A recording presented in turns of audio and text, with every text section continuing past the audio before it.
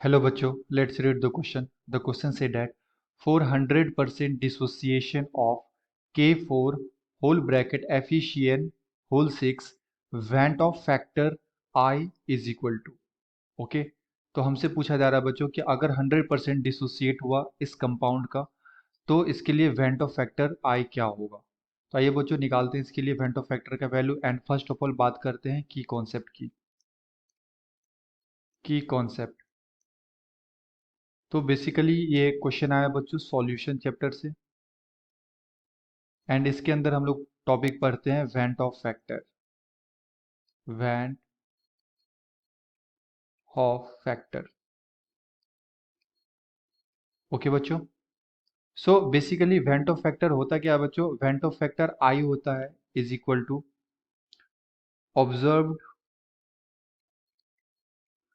Observed number of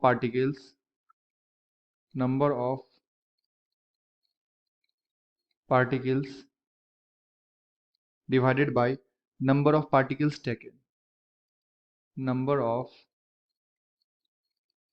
particles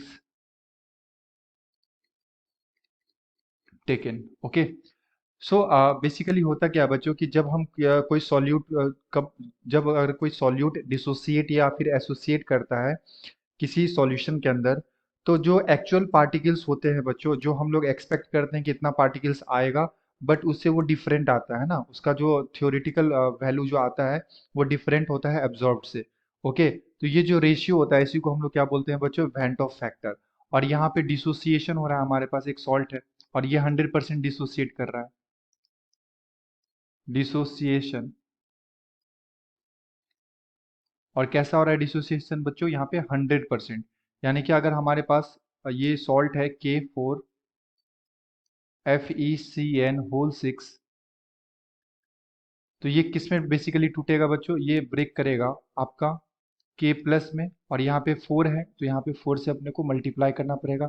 साथ में ये टूटेगा बच्चों FeCN होल 6 और इसके ऊपर माइनस, ओके माइनस चार्ज आ जाएगा। तो बेसिकली 4 पॉजिटिव चार्ज होते हैं, यहाँ पे 4 नेगेटिव कर देता हूँ। ओके बच्चों, तो ये ऐसे टूटता है। ये एक तरह का हमारे पास कॉम्प्लेक्स सॉल्ट होता है। और ये जो बाहर में होता है बच्चों, ये होता है हमारे पास आयोनाइजेशन स्फीयर बोलते हैं।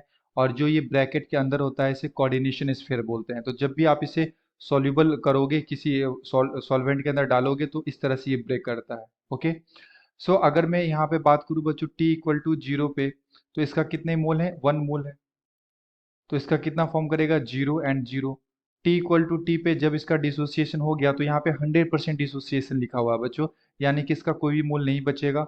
यहाँ पे कितने मोल बचेंगे, 4, क्योंकि 1 मोल से इसका 4 मोल का फॉर्मेशन हो रहा है पोटासियम का के प्लस का। और यहाँ पे एनाइंस कितने बनेंगे, यहाँ पे 1 एनाइंस बनेंगे। ओके सो आई क्या होगा बच्चों, ऑब्जर्व नंबर ऑफ पार्टिकल्स। तो ऑब्जर्व कितना आया हमारे पास, 4 plus 1 divided by number of particles taken, तो यानी कि नंबर ऑफ मोल्स टेकन। तो कितने मोल्स हम लोग ने लिया था, 1 मोल लिया था। तो यहाँ पे कितना आ जाएगा, 1, और बना कितना, तो 4 मोल बना के का एंड 1 मोल बना FeCN होल 6 का। ओके सो आई का जो वैल्यू आएगा बच्चों यहाँ से क्या आएगा, 5 आ जाएगा। क्या आ जाएगा, 5। The answer is 5। ओके बच्चों, I hope you will be understood it well. Best of luck, thank you.